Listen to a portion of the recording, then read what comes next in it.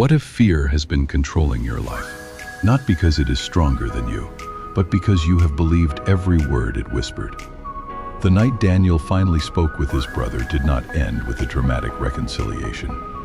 There were no perfect apologies, no sudden laughter that erased years of resentment, no promise that everything would immediately return to the way it had once been. Instead, there were long pauses, uncomfortable truths, memories remembered differently by two wounded men. Michael believed Daniel had tried to control everything after their father died. Daniel believed Michael had abandoned him when the family needed him most. Both had spent years defending their pain.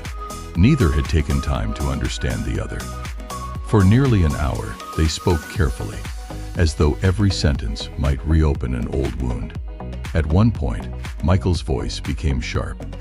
"You always acted like you were the only one who cared about Dad." Daniel felt anger rise inside him. His first instinct was to defend himself, to remind Michael of every appointment he had attended, every bill he had paid, and every difficult decision he had been forced to make alone. The words were already forming. Then Daniel remembered the question that had come to him beside the lake. "What kind of man are you becoming?" He took a slow breath. "I didn't think I was the only one who cared," Daniel said. "But I did believe I was the only one who stayed." Silence filled the call. Then Michael answered quietly, "I stayed away because I was afraid." Daniel closed his eyes. Afraid of what? Seeing Dad like that, watching him become weaker, knowing there was nothing I could do. Michael's voice broke. "So I kept finding reasons not to come. And every time I stayed away, I hated myself more." Daniel had never heard his brother admit this. For years, he had interpreted Michael's absence as selfishness. Now he heard fear beneath it. The same fear wore different faces in different people. In Daniel, fear appeared as control. In Michael, it appeared as avoidance. Both brothers had been grieving. They had simply chosen different ways to hide. "I was angry with you," Daniel said, "but I was also jealous." Michael sounded surprised. "Jealous? You escaped. I stayed and tried to hold everything together. I told myself that made me stronger than you." Daniel paused. "But the truth is, I was terrified too." Neither brother spoke for several seconds. Then Michael said, "I'm sorry." Daniel lowered his head. "So am I." Their conversation did not repair everything. But before they ended the call, they agreed to meet in person that weekend. It was a small step.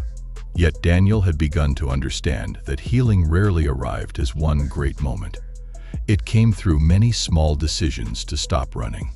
When the call ended, the house became quiet again. Daniel placed his phone on the table and looked toward the folder from work. The decision still waited. Except that, as if they had already happened, he had suffered hundreds of futures that never arrived. That night he made himself a promise. He would no longer call fear wisdom simply because it sounded urgent.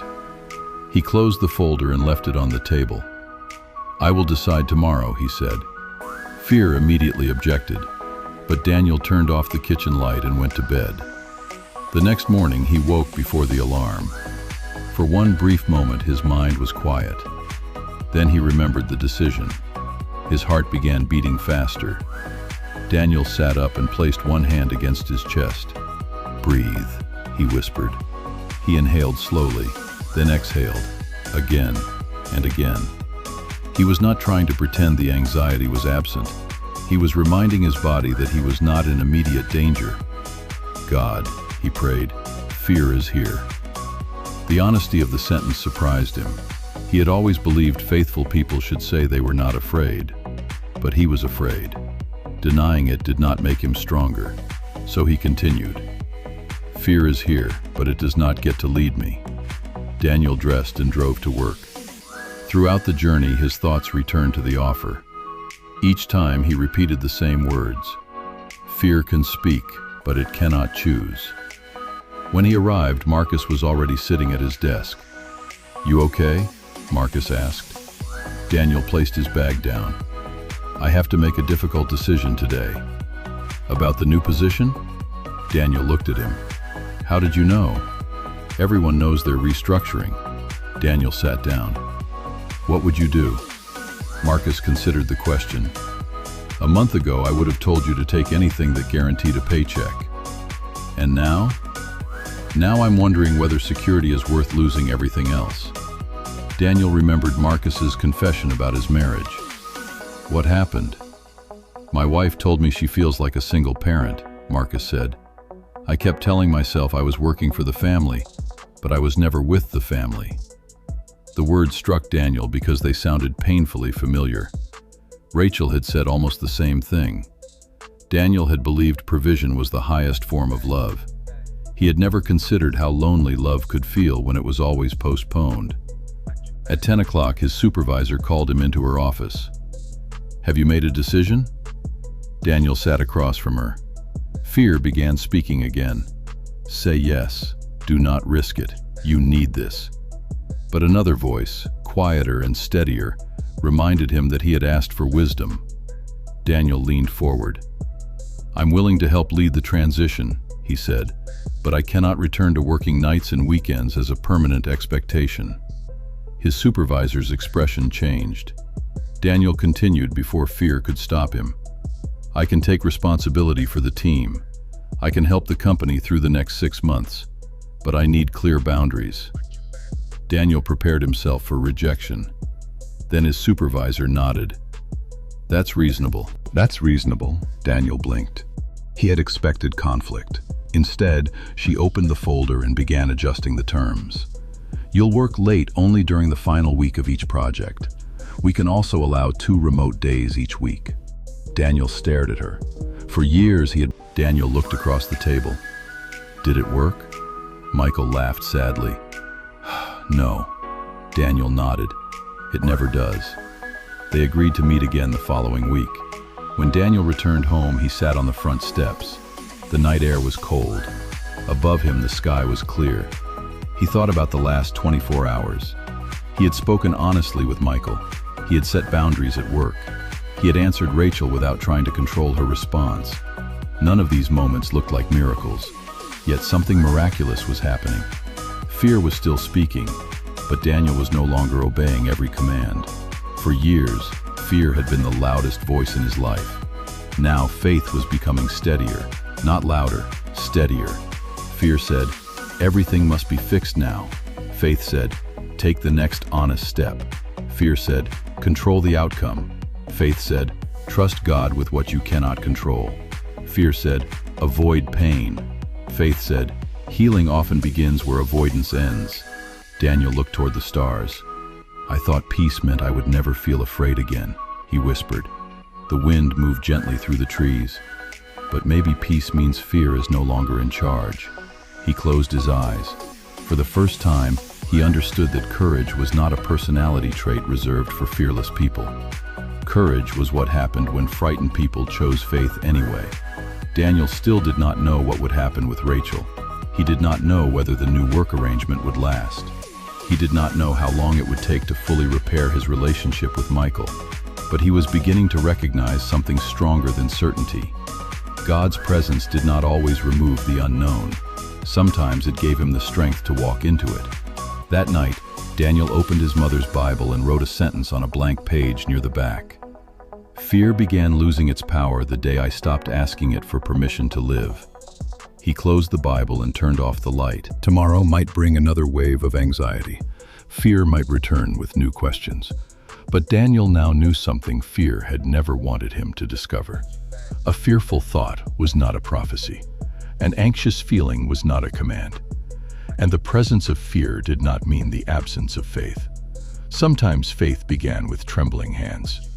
Sometimes peace arrived one breath at a time.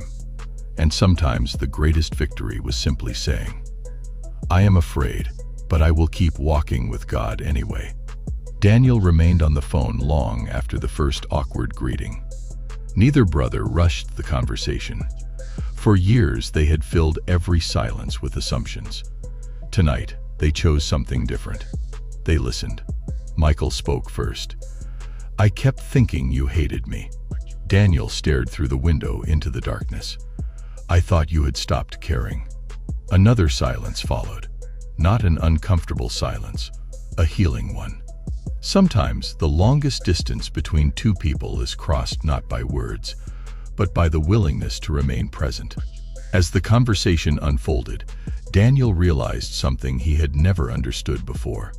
Fear had not only stolen his peace, it had distorted his vision. Saturday morning found Daniel standing beside a small family home. Broken furniture covered the yard. Children watched quietly while volunteers carried damaged walls outside. The father introduced himself.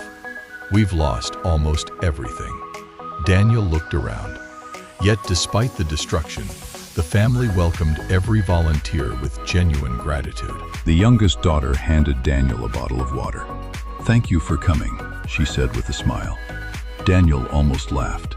He had arrived believing he would help them. Instead, they were teaching him. Joy was not always the result of having everything. Sometimes it was the result of refusing to let loss define you.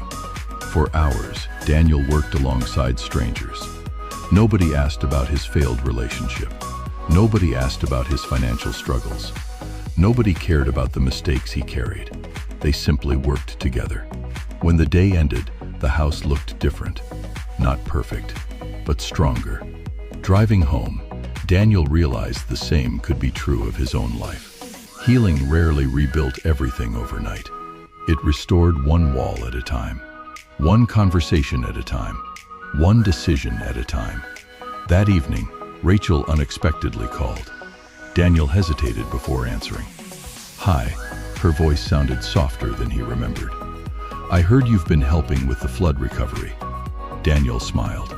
"Word travels fast. Michael told me." A pause followed.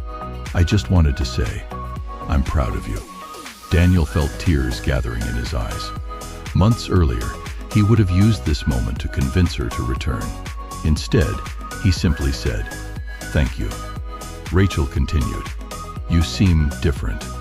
I think I'm finally learning what I should have learned years ago." And what's that? That peace doesn't come from controlling people. It comes from trusting God.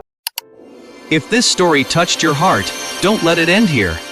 Subscribe to our channel and join us for the next unforgettable episode. Every story is a journey of hope, faith, and transformation.